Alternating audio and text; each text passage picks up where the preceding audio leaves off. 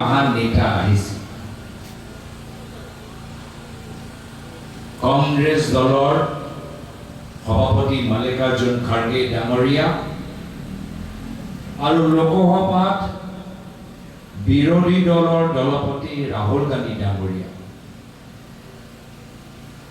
এই দুয়োগৰাকীৰ লগত আমাৰ দলৰ সতীৰ্থসকল মত বিনিময় কৰিলে আৰু বৰ্তমানত চলি থকা আমাৰ বিভিন্ন জনগোষ্ঠী জনজাতিৰ মানুহৰ অভাৱ আৰু সমস্যা প্ৰকাশ কৰিলে। কিন্তু আমাৰ এই দুয়োগৰাকী মহান নেতাই ক'লে যে আমি অসমৰ কথা জানিবলৈ বিচাৰোঁ, অসমৰ কথা বুজিবলৈ বিচাৰোঁ, কিন্তু মাত্ৰ কংগ্ৰেছ দলৰ প্ৰতিনিধিসকলৰ জৰিয়তে নহয়, আমি বাস্তৱ যিসকল বিপদত আছে, যিসকলে নিজৰ অধিকাৰৰ বাবে সংগ্ৰাম কৰি আছে, আমি তেখেতৰ লগত আমি চিনাকি হ'বলৈ বিচাৰোঁ, যাৰ ফলত যোৱাকালি অসমৰ বিভিন্ন জিলাৰ পৰা কাজিৰঙাই হওক, ডিমা হাছাওৱে হওক, কাৰ্বি আংলঙে হওক, পৰ্বতজৰাই হওক, বিলাচীপাৰাই হওক, ধুবুৰীয়ে হওক, বিভিন্ন অঞ্চলৰ পৰা বিভিন্ন সামাজিক সংগঠন আৰু সমাজ সেৱকসকল গুৱাহাটীত উপস্থিত হৈ নিজৰ কথাখিনি ৰাহুল গান্ধী ডাঙৰীয়াৰ সন্মুখত আৰু মাল্লিকাৰ্জুন খাৰ্গে ডাঙৰীয়াৰ সন্মুখত প্ৰকাশ কৰিলে। যোৱাকালি এইখন সভাত আমাৰ এইখন সমিতিৰ কনভিনাৰ গোবিন্দ ৰাভা ডাঙৰীয়াও আছে আৰু আদিত্য ৰাভা ডাঙৰীয়াও আছে। সকলোৱে নিজৰ কথাখিনি ক'ব নোৱাৰিলে, কিন্তু যিসকলে ক'লে মই ভাবোঁ তেওঁলোকে সকলোকে প্ৰতিনিধিত্ব কৰিবলৈ সক্ষম হ'ল আৰু সকলৰ সমস্যা আগবঢ়াবলৈ সফল হ'ল। সাময়িকভাৱে এটা মেমৰেণ্ডাম দিয়া গ'ল আৰু দিল্লীলৈ উভতি যোৱা সময়ত মোক মাল্লিকাৰ্জুন খাৰ্গে ডাঙৰীয়া, ৰাহুল গান্ধী ডাঙৰীয়া ক'লে যে আমি সকলৰ কথা শুনিব নোৱাৰিলোঁ, সময়ৰ অভাৱ আছিল, আমি কিছু সকলৰে কথা আমি শুনিব পাৰিলোঁ, কিন্তু আমাৰ বাবে এই মেমৰেণ্ডামটো যথেষ্ট গুৰুত্বপূৰ্ণ। তথাপিও তুমি প্ৰদেশ কংগ্ৰেছৰ সভাপতি হিচাপে এইবাৰ সেই অঞ্চলত গৈ মানুহৰ কথা নিজে তোমালোকে শুনি আহা, আৰু সেইকাৰণে যোৱাকালি আমাক ৰাহুল গান্ধী ডাঙৰীয়া, মাল্লিকাৰ্জুন খাৰ্গে ডাঙৰীয়া এটা ডাঙৰ প্ৰমাণ দি গ'ল যে আপোনালোকৰ এই সমস্যা তেওঁলোকৰ মনত কিমান প্ৰভাৱ পেলাইছে। গোটেই দিনৰ কাৰ্যসূচীৰ পিছতো যদি বিদায় লোৱা সময়ত এইখিনি কথা তেওঁলোকক মনত পৰিছে, মোক নিৰ্দেশ দিছে, তো সেইটোৱে প্ৰমাণ কৰে যে আপোনালোকৰ কথাত তেওঁলোকক কিমান আৱেগিক কৰিলে। আৰু এয়া হ'ল তেওঁলোকৰ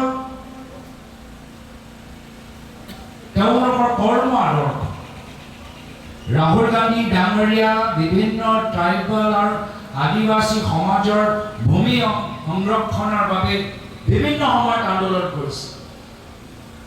মোক মনত পৰে কেন্দ্ৰত আমাৰ চৰকাৰ আছিল, ওড়িশাত আমাৰ চৰকাৰ নাছিল, কিন্তু ডাঙৰ এটা মাইনিং কোম্পানী তাত গৈ নিজৰ ডাঙৰ এটা তেওঁলোকৰ মাইনিং প্ৰজেক্ট কৰিবলৈ বিচাৰিছে, আৰু আপোনালোকৰ আজি এই উদাহৰণ দৰে তাতো হাজাৰ হাজাৰ মানুহক তেওঁলোকে উচ্ছেদ কৰিবলৈ বিচাৰিছে, আদিবাসী ভাইসকলক, ট্ৰাইবেল মানুহসকলক।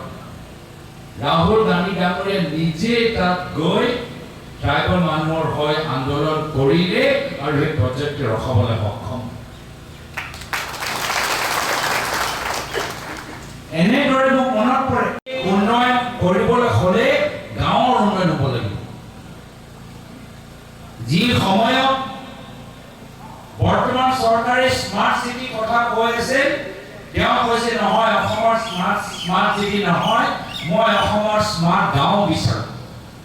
গাঁৱৰ ভিতৰত চব সুবিধাবোৰ হ'ব। যি সময়ত সবে ডাঙৰ ডাঙৰ ফেক্টৰী কথা কৈ আছে, এই সময়ত তেওঁ কৈছে কি নহয়, যিখন গাঁৱত যি থলুৱা উদ্যোগ, সেই উদ্যোগটো আমি আৰু কেনেদৰে বহল কৰিব পাৰোঁ আৰু কেনেদৰে উন্নত কৰিব পাৰোঁ, স্থানীয় মানুহৰ স্থানীয় তেওঁলোকৰ যি জ্ঞান, যি অভিজ্ঞতা, সেইখিনি লৈ আমি কেনেদৰে এটা অৰ্থনৈতিকভাৱে পৰিৱৰ্তন আনিব পাৰোঁ, সেয়া হ'ল আমাৰ লোকৰ চিন্তা। আজি কাৰ্বি আংলঙত য'ত চ'লাৰ প্ৰজেক্ট হৈ আছে, তাত চেট্ৰনেলৰ খেতি কৰে, তাত চেট্ৰনেলৰ পাট কৰক, চৰকাৰে তাত বেম্বু পাট কৰক, তাত বাঁহৰ খেতি খুব হয়, বেম্বু পাট কৰক। ইয়াত বিভিন্ন আমাৰ পিক ৰিচাৰ্চৰ ইয়াত ৰিচাৰ্চ হৈ থাকে। ইয়াত গাহৰি পালকসকলৰ লগত, গৰু পালকসকলৰ লগত কিবা এটা ডাঙৰ এটা ইণ্ডাষ্ট্ৰী কৰক, এটা নতুন অমূল ইয়াৰ পৰা জন্ম দিয়ক। ইয়াত বহুত আমাৰ ভাল আমাৰ ইয়াত শিপিনীসকল আছে, তেখেতৰ বাবে এটা উদ্যোগ কৰি আজি তেওঁলোকৰ টেক্সটাইল, তেওঁলোকৰ শিপিনী বোৱা গামোচা, ৰুমাল, বিভিন্ন কাপোৰবোৰ আজি সেয়া এটা ইণ্ডাষ্ট্ৰী সৃষ্টি কৰক। এয়া হ'ল আমাৰ লোকৰ চিন্তা যে ইণ্ডাষ্ট্ৰী লাগে, সংস্থাপন লাগে, অৰ্থনৈতিকভাৱে পৰিৱৰ্তন লাগে, কিন্তু থলুৱা মানুহক উচ্ছেদ আমাক কৰিব নালাগে। জনজাতিৰ মানুহৰ ভূমি আমি এনেদৰে চুৰ কৰিলে নহ'ব।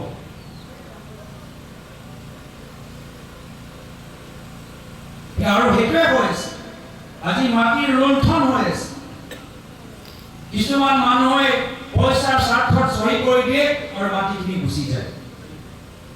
আৰু দুখীয়া মানুহ যাৰ ওচৰত ভূমি পট্টা নাই, মাটিৰ পট্টা নাই, আজি তেওঁলোকে ওচৰত কোনো অস্ত্ৰ নাই।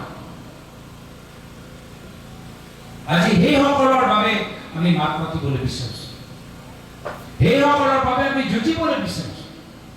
নহ'লে এনেদৰে যদি প্ৰক্ৰিয়া চলি থাকে, বড়ো মানুহ, ৰাভা মানুহ, গাৰো মানুহ, মিচিং মানুহ, কাৰ্বি মানুহ, ধৰ্মীয় সংখ্যালঘু মানুহবোৰ যাব ক'ত?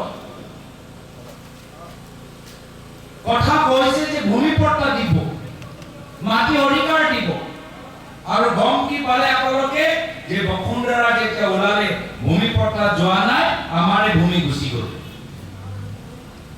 বসুন্ধৰাৰ আপোনালোকে ভূমি পট্টা নাপালে, কিন্তু আপোনালোকৰ ৬,০০০ বিঘা মাটি এখন চৰকাৰে টাউনশ্বিপ কৰি তেওঁলোকে লৈ যাবলৈ বিচাৰিছে। এই ক্ষেত্ৰত আমাক সজাগ হোৱাটো যথেষ্ট গুৰুত্বপূৰ্ণ। আৰু কেনেদৰে চৰকাৰৰ অন্যায় আৰু অত্যাচাৰ আমি বিৰোধিতা কৰিব পাৰোঁ গুৰুত্বপূৰ্ণ। চৰকাৰৰ ভাল কামখিনি ল'ব লাগে, চৰকাৰৰ ভাল আঁচনিবোৰ ল'ব লাগে, কিন্তু য'ত চৰকাৰে অন্যায় কৰে, য'ত চৰকাৰে অত্যাচাৰ কৰে, য'ত চৰকাৰে জনসাধাৰণক ক্ষতি কৰে, তাত চৰকাৰক বাধা দিয়াটো আমালোকৰ কৰ্তব্য। ভালটো আৰু ভাল হওক আৰু বেয়াটো লগে লগে বন্ধ হওক, এয়া হ'ল আমালোকৰ উদ্দেশ্য। আৰু সেইকাৰণে আজি আমি সকলোৱে বিভিন্ন সময়ত আপোনালোকৰ মাজত আহিছোঁ। বেয়া হৈছে, আমি গম পাইছোঁ, ভাল হোৱা নাই। ভাল হ'লে আমাক মাত মাতিবলৈ আমাৰ মাত মাতিবলৈ একো ইয়াৰ উদ্দেশ্য নাই। কিন্তু য'ত বেয়া হৈছে, য'ত অন্যায় হৈছে, তাত আমি মাত মাতিম, তাত আমি মাত মাতিম, আমি এৰি নিদিওঁ। যদি কাৰোবাৰ লগত অন্যায় হৈছে, আমি মাত মাতিম।